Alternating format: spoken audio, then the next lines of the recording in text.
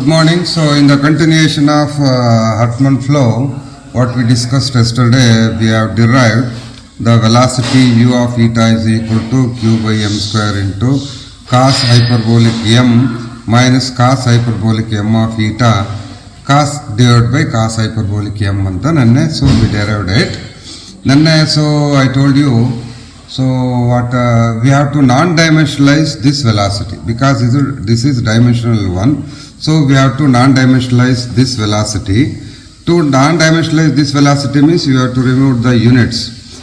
To that one we have to find the average velocity or mean velocity.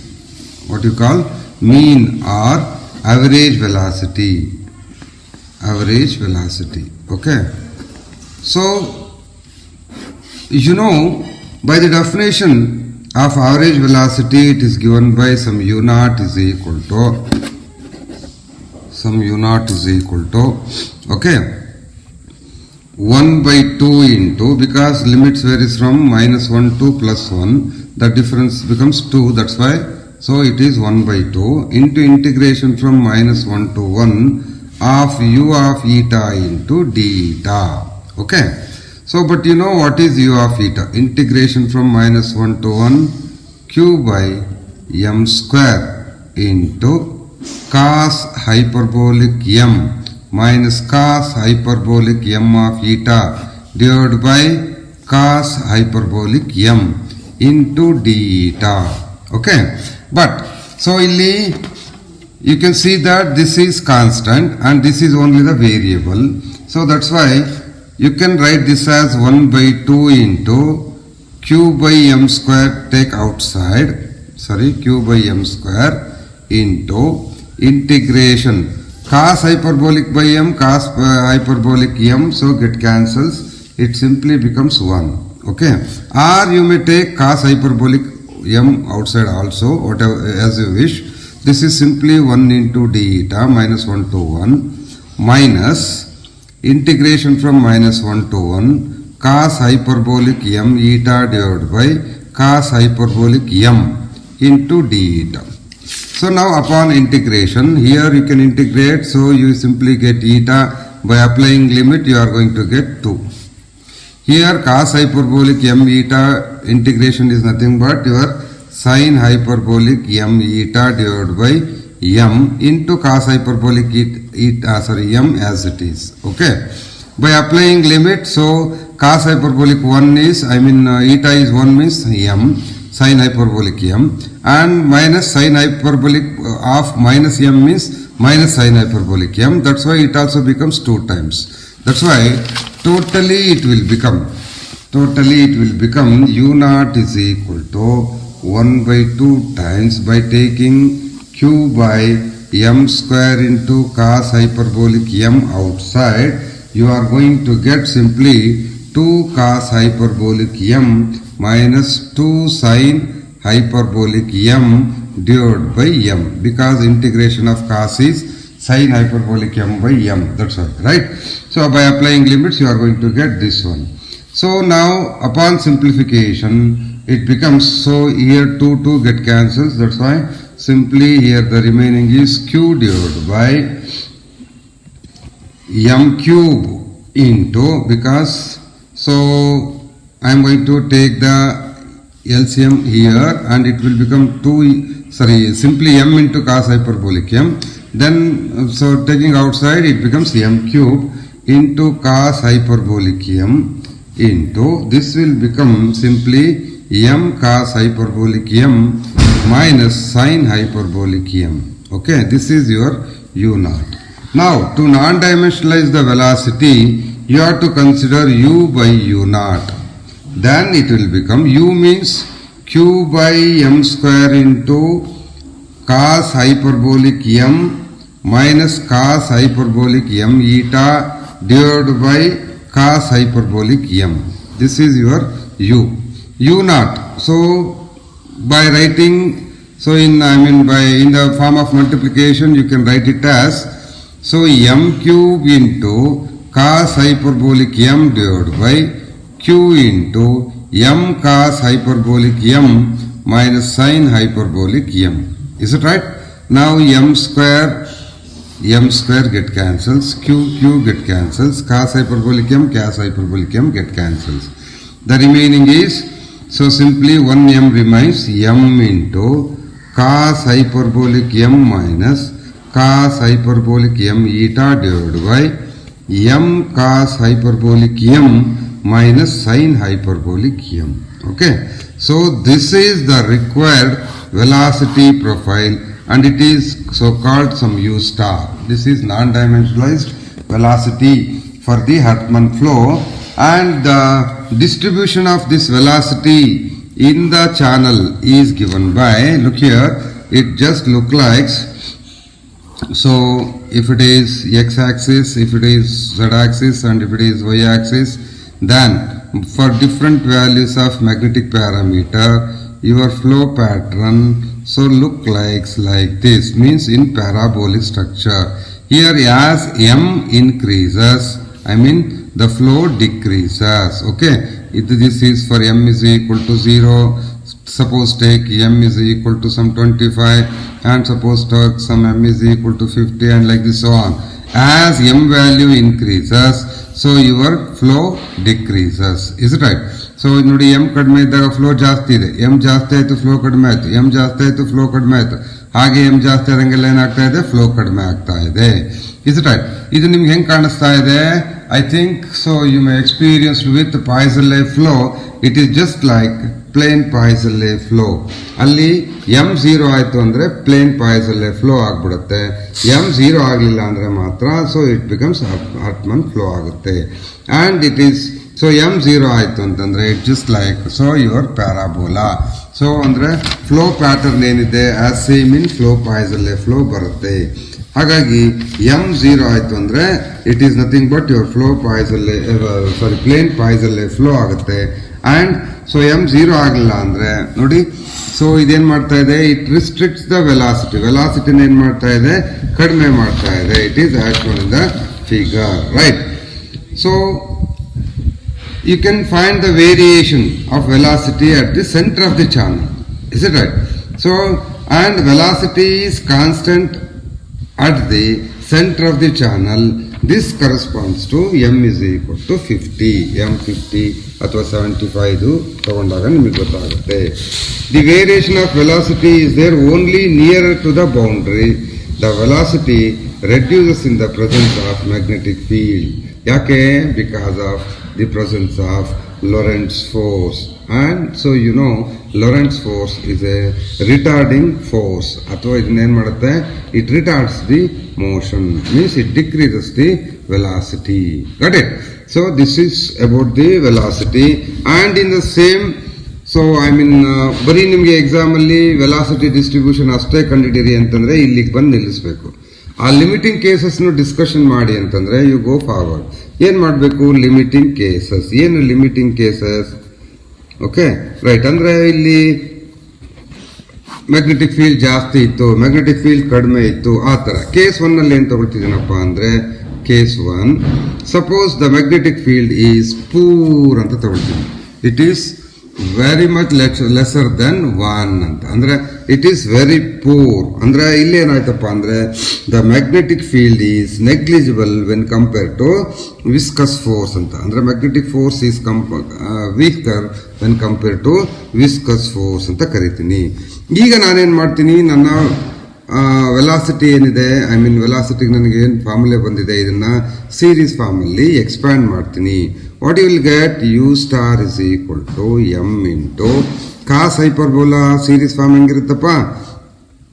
1 minus m square by 2 factorial plus m to the 4 by 4 factorial minus like this on. ಹೌದೇನಪ್ಪ? Right. Minus ಇಲ್ಲಿ cos hyperbolic ಏನಾಯ್ತು, ಇಲ್ಲಿ 1 minus m square eta square by 2 factorial plus m to the power 4 eta to the power 4 by 4 factorial minus plus so on. Similarly in the denominator m into, okay, cos hyperbolic means 1 minus m square by 2 factorial plus m to the power 4 by 4 factorial minus plus so on. So minus sin hyperbolic andre m minus m cube divided by 3 factorial plus m to the power 5 by 5 factorial minus plus so on. ಈಗ ಏನು ಮಾಡ್ತೀನಿ ನಾನು, so I am going to neglect the fourth and higher order terms and remaining terms ಮಾತ್ರ ಉಳಿಸ್ಕೋತೀನಿ. ಇಲ್ಲಿ ಏನಾಗುತ್ತೆ ನೋಡಿ, ಇಲ್ಲಿ ಎಂ ಬರುತ್ತೆ, ಇಲ್ಲಿ ಸಾರಿ ಎಂ ಇಂಟು ಹೊರಗಡೆ ಇದೆ, ಇದು +1 ಇದು -1 ಎರಡು ಕ್ಯಾನ್ಸಲ್ ಆಯ್ತು ಅಲ್ವಾ. ಇವೆರಡರಲ್ಲಿ ನೀವು ಕಾಮನ್ ತೆಗಿಬಹುದು, m² by 2 ಫ್ಯಾಕ್ಟೋರಿಯಲ್. ಉಳಿದ ಟರ್ಮ್ ನೆಗ್ಲೆಕ್ಟ್ ಮಾಡಿ ಅಂತ ಹೇಳಿದೀನಿ. ಹಾಗಾದ್ರೆ ಏನ್ ಬಂತು ನನಗೀಗ, so I am going to get right. So ಇದು m ಹಾಗೆ ಇದೆ, m² ನಾನೇನಾದ್ರೂ ಕಾಮನ್ ತಕ್ಕೊಂಡ್ರೆ m² by 2 ರೈಟ್. ಸೊ ಇಲ್ಲಿ 1 ಕಾಸ್ ಹೈಪರ್ಬೋಲಿಕ್ ಅಲ್ವಾ, ಹೈಪರ್ಬೋಲಿಕ್ ಎಲ್ಲ ಪ್ಲಸ್ ಇರುತ್ತೆ, ಇದೆಲ್ಲ ಪ್ಲಸ್ ಬರುತ್ತೆ, not plus or minus, sorry I am sorry. So ಹೈಪರ್ಬೋಲಿಕ್ಗೆಲ್ಲ ಪ್ಲಸ್ ಇರುತ್ತೆ. ಓಕೆ, ಸೊ ಕಾಸ್ ಬಂತು ಅಂದ್ರೆ ಪ್ಲಸ್ ಮೈನಸ್ ಆಲ್ಟರ್ ಆಗುತ್ತೆ. ಇಲ್ಲಿ ಈಗ ನೋಡಿ, ಇವೆರಡರಲ್ಲಿ ನಾನು I am going to take m² by 2, ಅವಾಗ 1 - η² ಉಳಿತು ನ್ಯೂಮರೇಟರ್ಲಿ. ಡಿನಾಮಿನೇಟರ್ಲಿ ಇಲ್ಲಿ m ಇದೆ, ಇಲ್ಲಿ m ಇದೆ, ಕ್ಯಾನ್ಸಲ್ ಆಯ್ತು. ಇದು m³ ಆಯ್ತು, ಇದು m³ ಆಯ್ತು. LCM ತಕೊಂಡ್ರೆ ನಾನು ಏನ್ ಬಂತು, ಇಲ್ಲಿ 2 factorial 3 factorial, it simply becomes m³ by 3 ಆಗುತ್ತೆ ರೈಟ್. ಇಲ್ಲಿ ಸಿಂಪ್ಲಿಫೈ ಮಾಡಿದ್ರೆ you are going to get ನೋಡಿ, em³ ಕ್ಯಾನ್ಸಲ್ ಆಯ್ತು, 3 by 2 into 1 - η² ಆಯ್ತು. So here you can observe that this term is independent of magnetic field. Magnetic field ಇಲ್ಲೇ ಇಲ್ಲ, means weaker magnetic field ಅಂದ್ರೆ it is nothing but plane ಪಾಯ್ಸಲ್ಲೇ flow ಆಗುತ್ತೆ ಅಂತ ಅರ್ಥ ಆಯ್ತಾ. ನೆಕ್ಸ್ಟ್ ನಾನೇನ್ ಮಾಡ್ತೀನಿ, ಸ್ಟ್ರಾಂಗ್ ಮ್ಯಾಗ್ನೆಟಿಕ್ ಫೀಲ್ಡ್ ತಗೊಳ್ತೀನಿ. ಸ್ಟ್ರಾಂಗ್ ಮ್ಯಾಗ್ನೆಟಿಕ್ ಫೀಲ್ಡ್ ಅಂತಂದ್ರೆ suppose m should be pretty much greater than 1. Case 2 ನಲ್ಲಿ ಏನ್ ತಗೊಳ್ತೀನಿ, m is so larger, so strong ಅಂತ ತಗೊಳ್ತೀನಿ. Means magnetic force is much stronger than your viscous force ಅಂತ. Okay, so ಅವಾಗ ನಾನು again I am going to take the same velocity cos hyperbolic m minus cos hyperbolic m eta divided by m into cos hyperbolic m minus sin hyperbolic m. ಇದನ್ನ exponential form ಅಲ್ಲಿ ನಾನು expand ಮಾಡ್ತೀನಿ. You know the expansion. So ಏನ್ ಬರುತ್ತಪ್ಪ, m into cos ಅಂತಂದ್ರೆ plus e power minus m divided by 2 minus ಇದಕ್ಕೆ e power m eta plus e power minus m eta divided by 2 ಬಂತು ಅಲ್ವಾ. So ಇಲ್ಲಿ ಡಿನಾಮಿನೇಟರ್ ಏನಾಯ್ತು, ಡಿನಾಮಿನೇಟರ್ಲು ಕೂಡ ಸೇಮ್ ಥಿಂಗ್ ಬರುತ್ತೆ ನಿಮ್ಗೆ. ಏನು ಇಲ್ಲಿ m ಇಂಟು, ಸೊ ಇದಕ್ಕೆ ಮಾತ್ರ m ಇದೆ, e power m plus e power minus m divided by 2. Okay, minus ಸೈನ್ಗೆ e power m minus e power minus m divided by 2 ಆಯ್ತು. 2 ಎರಡು ಕಡೆ ನಾವು ಹೊಡೆದಾಕ್ಬಿಡೋಣ right. So and also you observe that m is so strong, means it almost tends to infinity anta. It almost tends to infinity ಅಂತಂದ್ರೆ e power minus m tends to 0 ಅದೇನಪ್ಪ. So m is so strong ಆಗಿರೋದ್ರಿಂದ e power minus m ಏನಾಗುತ್ತೆ, 0 ಆಗುತ್ತೆ. And m is so large ಅಲ್ವಾ, ತುಂಬಾ ದೊಡ್ಡ ವ್ಯಾಲ್ಯೂಗೆ ಅಂತ ಮಾಡ್ತಾ ಇರೋದು. m is so large ಅಂತಂದ್ರೆ m-1 ಅಥವಾ m+1 ಅಂದ್ರೂ ಕೂಡ it's almost equal to again m ಆಗಿರುತ್ತೆ ರೈಟ್. ಸೊ ಹೌದಾ ಇಲ್ವಾ, ಯಾಕೆಂದ್ರೆ ಸೋ ಸ್ಟ್ರಾಂಗ್. ಈಗ ಸಮುದ್ರಕ್ಕೆ 1 ಲೀಟರ್ ನೀರು ಹಾಕಿದ್ರೆ ಸಮುದ್ರದಲ್ಲಿ ನೀರಿನ ಬೇರೆ ವ್ಯತ್ಯಾಸ ಗೊತ್ತಾಗುತ್ತಾ, ಹಾಗೆ ಸೋ ಲಾರ್ಜ್ ಅಂತ ಇರೋದ್ರಿಂದ. ಸೊ ಇದರಲ್ಲಿ ಒಂದು ತೆಗೆದ್ರೆ 1 ಪಾಯಿಂಟ್ ರಿಮೂವ್ ಮಾಡೋದ್ರಿಂದ 1 ಪಾಯಿಂಟ್ ಆಡ್ ಮಾಡೋದ್ರಿಂದ ಅದ್ರ ವ್ಯಾಲ್ಯೂಗೆ ಮಚ್ ಡಿಫರೆನ್ಸ್ ಕಾಣಲ್ಲ. That's why m-1 you can almost write it as m ಅಂತ ಬರೀಬಹುದು. Therefore, your u star is equal to ಏನಾಯ್ತು, by 2 ಹೊಡೆದಾಕ್ಬಿಟ್ಟಿದ್ದೀನಿ ನಾನು ಆಲ್ರೆಡಿ. ಸೊ ಇಲ್ಲಿ ಇದು m ಹೊರಗಡೆ ಇದೆ, e ಪವರ್ m ಇಲ್ಲಿ ಇದು 0 ಆಯ್ತು. ಇಲ್ಲಿ minus e power m into eta. Okay, divide by ಇಲ್ಲಿ e power m into e power m, ಇಲ್ಲಿ ಮೈನಸ್ e ಪವರ್ m ಉಳ್ಕೊಂಡಿದ್ದು ಅದೇನಪ್ಪ. ಸೊ ಇಲ್ಲಿ ಏನ್ ಮಾಡ್ತೀನಿ, e power m is almost common, ಅವಾಗ m-1 ಆಯ್ತು. m-1 ಅಂದ್ರೆ ಆಲ್ಮೋಸ್ಟ್ m ಅಂತ ಹೇಳಿದಿನಲ್ವಾ, that's why. So you can write it as m into e power m minus e power m into ಮಾಡಿ eta divide by M into E power M ಅಂತ ಬರಿತೀನಿ. Because ಇಲ್ಲಿ M -1 ಅಂತ ಬರುತ್ತೆ. M -1 ಅಂದ್ರೆ almost 1 ಅಂತ ಹೇಳಿದೀನಿ, ಹಾಗಾಗಿ ಎಮ್ ಆಯ್ತು. ಇಲ್ಲಿ ಎಮ್ ಕ್ಯಾನ್ಸಲ್ ಆಯ್ತು. ಇ ಪವರ್ ಎಮ್ ನ ಎರಡು ಕಡೆ ಕಾಮನ್ ತೆಗೆದು ಕ್ಯಾನ್ಸಲ್ ಮಾಡಿದ್ರೆ what you are going to get you star is equal to 1 minus e power minus m into 1 minus ಮಾಡಿ ಈಟಾ ಅಂತ ಬರಿತೀನಿ. ನೋಡಪ್ಪ, ಇದರಲ್ಲಿ ಇ ಪವರ್ ಎಮ್ ಕಾಮನ್ ತೆಗೆದ್ರೆ ಇಲ್ಲಿ 1 ಮೈನಸ್, ಇಲ್ಲಿ E power M minus M ಇಂದ ಮಲ್ಟಿಪ್ಲೈ ಮಾಡ್ಕೊಂಡ್ರೆ ಇ ಪವರ್ ಎಮ್ ಹೊರಗಡೆ ಬರುತ್ತೆ, ಮೈನಸ್ ಉಳಿಯುತ್ತೆ. ಅದನ್ನ ಸಿಂಪ್ಲಿಫಿಕೇಶನ್ ಮಾಡ್ಕೊಂಡ್ರೆ ಈ ಫಾರ್ಮಿಗೆ ಬರುತ್ತೆ ಅಲ್ವಾ. So this is the required velocity profile for the so ನಮ್ಮ Hartmann flow when the magnetic field is so strong. Okay, so ಇದರಲ್ಲಿ ಇನ್ನೊಂದು ಬಿಟ್ ಬಂದಿದ್ದೀವಿ ನಾವು, ಇಂಡ್ಯೂಸ್ಡ್ ಕರೆಂಟ್ ನ ಫೈಂಡ್ ಔಟ್ ಮಾಡಿಲ್ಲ. ಯಾವುದು ಇದರಲ್ಲೇ ಹರ್ಟ್ಮನ್ ಫ್ಲೋ ನಲ್ಲೇ ಇಂಡ್ಯೂಸ್ಡ್ ಕರೆಂಟ್ ನ ನಾವು ಫೈಂಡ್ ಔಟ್ ಮಾಡಿಲ್ಲ. ಇದಕ್ಕೆ ನಮಗೆ ಎಕ್ಸ್ಪ್ರೆಷನ್ ಬಂದಿತ್ತು. ಏನ್ ಬಂದಿತ್ತು ಅಲ್ಲಿ, ನಾವು ಓಮ್ಸ್ ಲಾ ಮತ್ತೆ ಸೊ ಆಂಪಿಯರ್ಸ್ ಲಾನ ಈಕ್ವೇಟ್ ಮಾಡ್ಕೊಂಡಾಗ ನಮಗೆ ಈಕ್ವೇಶನ್ ಬಂದಿತ್ತು. JX JY JZ ಅಂತ ಬರ್ಕೊಂಡಿದ್ವಿ. ಅಲ್ಲಿ 3 ಈಕ್ವೇಶನ್ ಬಂದಿತ್ತು. ಅದರಲ್ಲಿ ಒಂದರಲ್ಲಿ ಮಾತ್ರ ವೇರಿಯಬಲ್ ಇತ್ತು, ಉಳಿದ್ರೆಲ್ಲ ಕಳೆದೋಗಿತ್ತು ಅಲ್ವಾ. ಸೊ ಯಾವ್ದು ಬಂದಿತ್ತು, ವೈ ಡೈರೆಕ್ಷನ್ ಅಲ್ಲಿ ಮಾತ್ರ ಉಳಿದಿತ್ತು. ಏನು, JY is equal to sigma into E0 minus UB0 ಅಂತ ನಮಗೆ ಹಿಂದೆ ಪ್ರೂವ್ ಮಾಡುವಾಗ ಬಂದಿತ್ತು ಅಲ್ವಾ. ಆ ಈಕ್ವೇಶನ್ ತಗೊಂಡು ನಾನೇನ್ ಮಾಡ್ತೀನಿ, ಇಲ್ಲಿ ಯು ಈಸ್ ನಾನ್ ಡೈಮೆನ್ಷನಲೈಸ್. ಅದಕ್ಕೆ ಇದನ್ನ ನಾನ್ ಡೈಮೆನ್ಷನಲೈಸ್ ಮಾಡಬೇಕು ಅಂತಂದ್ರೆ ಸೊ ನಾನೇನ್ ಮಾಡ್ತೀನಿ, U0 ಇಂದ ಅಷ್ಟೇ ಮಲ್ಟಿಪ್ಲೈ ಮಾಡಬೇಕಾಗಿತ್ತು. ಬಟ್ ಇಲ್ಲಿ JY ಈಸ್ ಆಲ್ಸೋ ನಾನ್ ಡೈಮೆನ್ಷನಲೈಸ್. ಅದಕ್ಕೆ ನಾನೇನ್ ಮಾಡ್ಕೊಡ್ತೀನಿ, ಸಿಗ್ಮಾ U0 B0 ಇಂದ ಎರಡೂ ಕಡೆ ಡಿವೈಡ್ ಮಾಡ್ಕೊತೀನಿ. ಅವಾಗ ಈ JY ಅನ್ನೋದು ಸಮ್ JY ಸ್ಟಾರ್ ಆಗ್ಬಿಟ್ಟು ನಾನ್ ಡೈಮೆನ್ಷನಲೈಸ್ ಆಗುತ್ತೆ. ಸರ್, ಇವುಗಳಿಂದನೇ ಯಾಕೆ ಮಲ್ಟಿಪ್ಲೈ ಮಾಡಬೇಕು ಅಂತ ನಿಮಗೆ ಡೌಟ್ ಬರ್ಬೋದು. JYದು ಏನ್ ಯೂನಿಟ್ಸ್ ಇದೆ ಅದೇ ಯೂನಿಟ್ಸ್ ಈ ಟರ್ಮ್ಸ್ ನ ತಗೊಂಡಾಗ ಸಿಗುತ್ತೆ. ಆ ಯೂನಿಟ್ಸ್ ಕ್ಯಾನ್ಸಲ್ ಆಗಿ ಇದರಲ್ಲಿ ಡೈಮೆನ್ಷನ್ ರಿಮೂವ್ ಆಗುತ್ತೆ. ದಟ್ಸ್ ವೈ ನಾನು ಇದೇ ಟರ್ಮ್ಸ್ ಇಂದನೇ ಎರಡೂ ಕಡೆ ನಾನು ಡಿವೈಡ್ ಮಾಡ್ಕೋಬೇಕು.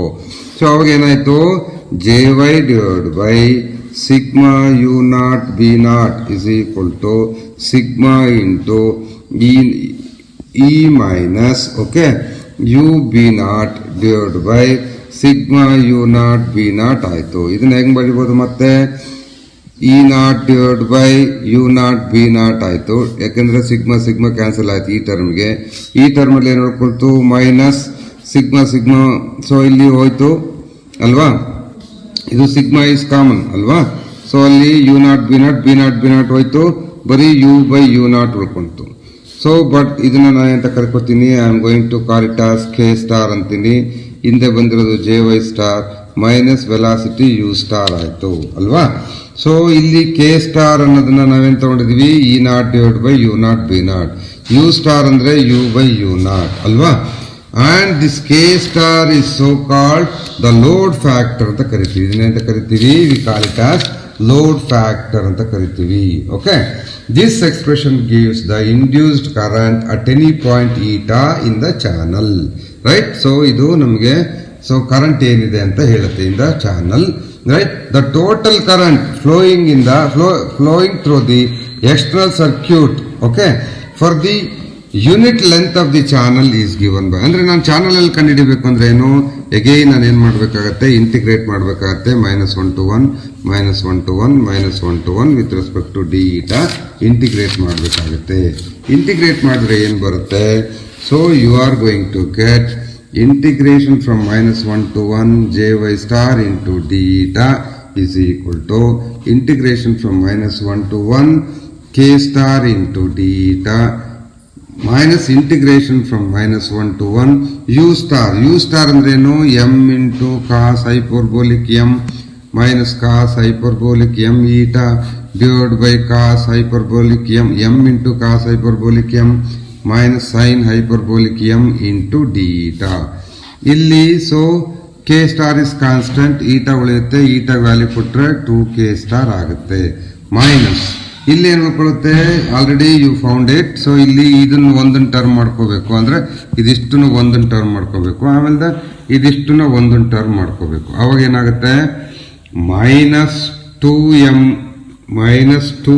ಡಿವೈಡ್ ಬೈ ಇಂಟಿಗ್ರೇಟ್ ಮಾಡಿದ್ಮೇಲೆ m cos hyperbolic m minus sine hyperbolic m. ನಿಮಗೆ ಇಂಟಿಗ್ರೇಷನ್ ಮಾಡೋದೇನು ಕಷ್ಟ ಅಲ್ಲ ಅನ್ಕೊಂಡಿದೀನಿ, ಸಿಂಪಲ್ ಇದೆ. Sine hyperbolic m divide by so m cos hyperbolic m minus sine hyperbolic m ಆಯ್ತು. LCM ತಕೊಂಡ್ರೆ ಇದು ಕಾಸ್ ಹೈಪರ್ಬೋಲಿಕ್ ಎಂ. LCM ತಕೊಂಡ್ರೆ ನ್ಯೂಮರೇಟರ್ ಅಲ್ಲಿ ಡಿನಾಮಿನೇಟರ್ ಅಲ್ಲಿ ಸೇಮ್ ಟರ್ಮ್ಸ್ ಬರುತ್ತೆ, ಕ್ಯಾನ್ಸಲ್ ಆಗ್ಬಿಟ್ಟು ಏನು ಉಳ್ಕೊಳ್ಳುತ್ತೆ 2 ಉಳ್ಕೊಳ್ಳುತ್ತೆ. ಸೊ ಅಲ್ಲಿಗೆ 2k ಸ್ಟಾರ್ ಮೈನಸ್ 2 ಆಯ್ತು. This is nothing but 2 into k star minus 1 ಆಯ್ತು. ಓಕೆ, ಈಗ k is equal to 1 ಆಯ್ತು ಅಂತಂದ್ರೆ so it shows the open circuit ಅಂತ, ಓಪನ್ ಸರ್ಕ್ಯೂಟ್ ಕಂಡೀಷನ್ ನ ಹೇಳ್ಕೊಡುತ್ತೆ ಅದು. k ಸ್ಟಾರ್ ಲೆಸ್ ದೆನ್ 1 ಆಯ್ತು ಅಂತಂದ್ರೆ so there is no current produce, ಯಾವುದು ಕರೆಂಟ್ ಪ್ರೊಡ್ಯೂಸ್ ಆಗಿಲ್ಲ ಅಂತ ಅರ್ಥ. In this case pressure gradient will be increased, pressure gradient ಏನಾಗಿರುತ್ತೆ ಜಾಸ್ತಿ ಆಗಿರುತ್ತೆ. Thus the system acts as a simply pump. ನಾವೇನು ಸಂಪಿಂದ ನೀರೆತ್ತುವಲ್ವಾ ಆ ತರ ಪಂಪ್ ಆಗಿ ಆಕ್ಟ್ ಮಾಡುತ್ತೆ.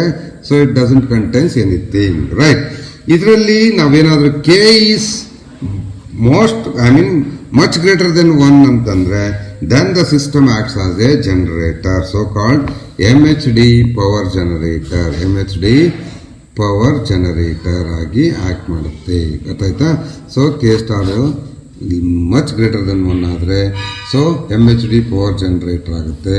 k ಸ್ಟಾರ್ ಏನಾದ್ರೂ ಮಚ್ ಲೆಸರ್ ದೆನ್ 1 ಆದ್ರೆ ಸಿಂಪ್ಲಿ ಪಂಪ್ ಆಗಿರುತ್ತೆ. Okay, right. So equal to 1 ಆಯ್ತು ಅಂತಂದ್ರೆ it is just look like open circuit. Okay, this is regarding everything about your Hartmann flow. Okay, next ಇದರಲ್ಲಿ ನಾನೇನ್ ಮಾಡಬೇಕು, ಇದರಲ್ಲಿ ಟೆಂಪರೇಚರ್ ಡಿಸ್ಟ್ರಿಬ್ಯೂಷನ್ ಹೆಂಗಿರುತ್ತೆ ಅಂತ ಕೇಳ್ಬೋದು. ಅದು ನೆಕ್ಸ್ಟ್ ವರ್ಷನ್ ಬರುತ್ತೆ. ಬಟ್ ನಿಮಗೆ ಎಕ್ಸಾಮ್ ಅಲ್ಲಿ ಕೇಳಿದ್ರೆ define Hartmann flow and find the velocity distribution ಅಂದ್ರೆ ನಾನು ಹೇಳಿದ್ನಲ್ಲ ವೆಲಾಸಿಟಿ ಅಲ್ಲಿವರೆಗೂ ಕಂಡುಹಿಡಿಯಬೇಕು. And discuss its limiting cases ಅಂದ್ರೆ ಆ ಲಿಮಿಟಿಂಗ್ ಕೇಸಸ್ ನ ಕಂಡುಹಿಡಿಯಬೇಕು. ಅಂಡ್ ಆಲ್ಸೋ ಇಂಡ್ಯೂಸ್ಡ್ ಕರೆಂಟ್ ಅಂದ್ರೆ ಈಗೇನು ಇಂಡ್ಯೂಸ್ಡ್ ಕರೆಂಟ್ ಫೈಂಡ್ ಔಟ್ ಮಾಡಿದ್ನೋ ಅಲ್ಲಿವರೆಗೂ ಮಾಡಬೇಕು. ಯೂಶುವಲಿ ವೆಲಾಸಿಟಿ ಡಿಸ್ಟ್ರಿಬ್ಯೂಷನ್ ತನಕ ನಾವು ಕೇಳ್ತಾ ಇರ್ತೀವಿ. ನೆಕ್ಸ್ಟ್ ಇನ್ನೊಂದು ಕ್ವಶನ್ ಕೇಳ್ತಿರೋದ್ರಲ್ಲಿ ಏನು, so find the expression for the temperature distribution in Hartmann flow ಅಂತ, ಅದನ್ನ ಹೆಂಗ್ ಮಾಡಬೇಕು ಅಂತೇಳಿ so we shall see in the next video. Okay, so thank you.